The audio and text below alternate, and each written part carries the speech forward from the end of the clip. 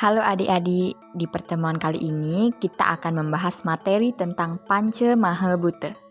Tujuan dari pembelajaran ini adalah agar siswa memahami ajaran Panca Maha Bhuta sebagai unsur pembentuk alam semesta. Bagaimana sifat serta fungsi dari setiap bagiannya, dan juga sloka yang mendukung ajaran Panca Maha Bhuta. Istilah Panca Maha Bhuta ini berasal dari bahasa Sanskerta, yaitu dari akar kata panca yang berarti 5, maha yang berarti besar atau agung, dan bhuta yang berarti elemen, unsur, atau wujud yang telah ada. Dengan menggabungkan ketiga akar kata tersebut, Panca Maha Bhuta berarti 5 elemen agung atau 5 unsur besar yang merupakan dasar dari seluruh ciptaan di alam semesta. Berikut adalah penjelasan dari 5 elemen tersebut dari segi buana agung atau alam semesta dan buana alit atau manusia, serta sifat dan fungsinya masing-masing. Unsur yang pertama yaitu pertiwi. Dalam buana agung, pertiwi adalah gunung, tanah, batu, dan semua bentuk padatan di permukaan bumi. Sifatnya kokoh, padat, stabil, dan berat. Fungsinya yang pertama menyediakan tempat tinggal bagi makhluk hidup, yang kedua menyokong pertumbuhan tanaman, sumber makanan, dan bahan bangunan, dan yang ketiga dalam konteks ekosistem, pertiwi berfungsi sebagai media bagi kehidupan. Kemudian dalam buana alit, pertiwi adalah tulang, jaringan, dan struktur tubuh manusia. Sifatnya menunjukkan kekuatan dan stabilitas, sedangkan fungsinya pertama, memberikan bentuk dan dukungan fisik pada tubuh. Yang kedua, mempengaruhi daya tahan dan kekuatan fisik. Dan yang ketiga, sebagai tempat untuk penyimpanan energi dan nutrisi. Unsur yang kedua yaitu apah. Dalam buana agung, apah adalah sungai, danau, laut, dan curah hujan. Sifatnya cair, mengalir, dan menyegarkan. Sedangkan fungsinya yang pertama menjadi sumber kehidupan, dibutuhkan untuk pertumbuhan tanaman dan kelangsungan hidup hewan serta manusia. Yang kedua, dalam upacara keagamaan, air sering digunakan untuk penyucian atau tirta. Dalam buana alit, apah adalah cairan tubuh, seperti darah, air sel, dan air mata. Sifatnya membawa nutrisi dan juga oksigen. Fungsinya, yang pertama mengangkut nutrisi dan oksigen ke seluruh tubuh serta membantu dalam proses metabolisme. Yang kedua, menjaga keseimbangan cairan dan suhu tubuh. Dan yang ketiga, berperan dalam detoksifikasi dan pengeluaran limbah. Unsur yang ketiga adalah teja. Dalam buana agung, teja adalah sinar matahari, magma, dan juga api dari berbagai sumber. Sifatnya panas, bercahaya, energi, dan mampu mengubah materi. Fungsinya yang pertama, menyediakan cahaya dan panas yang diperlukan untuk kehidupan, seperti salah satu contohnya adalah fotosintesis pada tumbuhan. Yang kedua, berfungsi sebagai agen transformasi, mengubah material dari satu bentuk ke bentuk lain. Yang ketiga, digunakan dalam berbagai ritual untuk penyucian dan pemusnahan hal-hal negatif. Sedangkan dalam buana alit, teja adalah metabolisme tubuh, suhu tubuh, dan proses pencernaan. Sifatnya memberikan energi dan kehangatan. Fungsinya yang pertama mengatur suhu tubuh dan mendukung fungsi organ-organ, dan yang kedua berperan dalam proses pencernaan dan pengolahan makanan menjadi energi. Unsur yang keempat adalah wayu.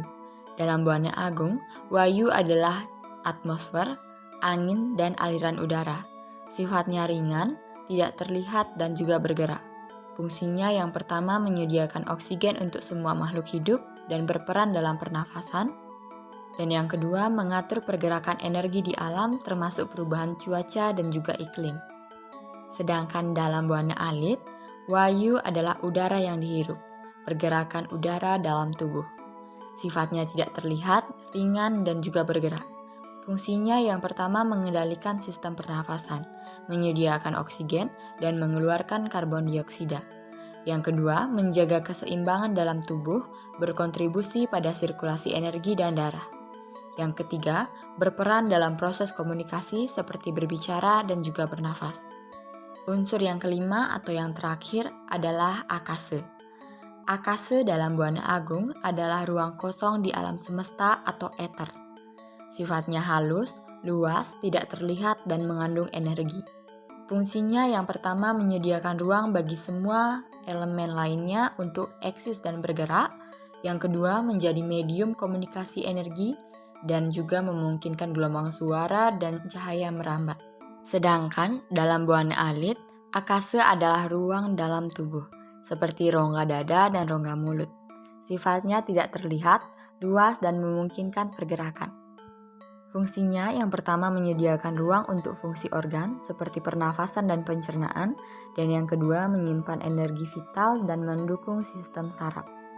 Panca Mahabhuta, baik dalam konteks buana agung maupun buana alit, menunjukkan bahwa kelima elemen ini sangat berhubungan dan membentuk dasar dari segala sesuatu di alam semesta dan dalam tubuh manusia. Masing-masing elemen memiliki sifat dan fungsi yang unik, yang berkontribusi pada keseimbangan dan harmoni dalam kehidupan.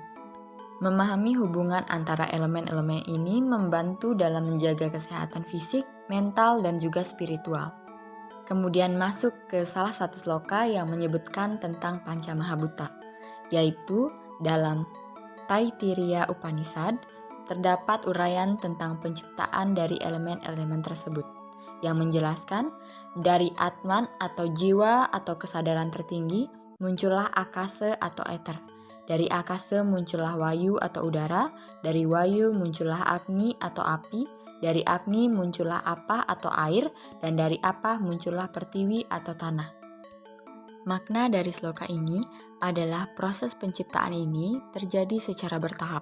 Pertama muncul akase atau ether, yang bisa kita bayangkan sebagai ruang kosong di mana segala sesuatu ada. Dari akase muncul wayu atau udara yang membuat kita bisa bernafas dan memberikan kita energi.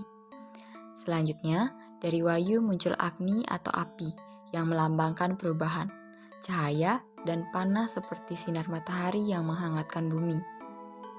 Setelah itu, dari agni muncul apa atau air yang sangat penting untuk kehidupan, karena air dibutuhkan oleh semua makhluk hidup. Terakhir, dari apa muncul pertiwi atau tanah, yang memberikan bentuk dan tempat bagi semua hal di dunia, seperti pohon, hewan, dan manusia. Sloka ini mengingatkan kita bahwa semua elemen saling terhubung dan tidak bisa dipisahkan. Setiap elemen muncul dari elemen sebelumnya, menunjukkan bagaimana mereka saling mempengaruhi dalam menciptakan kehidupan. Setiap elemen memiliki peran penting dalam kehidupan dan menjaga keseimbangan di antara mereka sangat penting untuk menjaga kesehatan tubuh, pikiran, dan jiwa kita. Sekian materi pada hari ini, semoga bermanfaat dan sampai jumpa di pertemuan selanjutnya.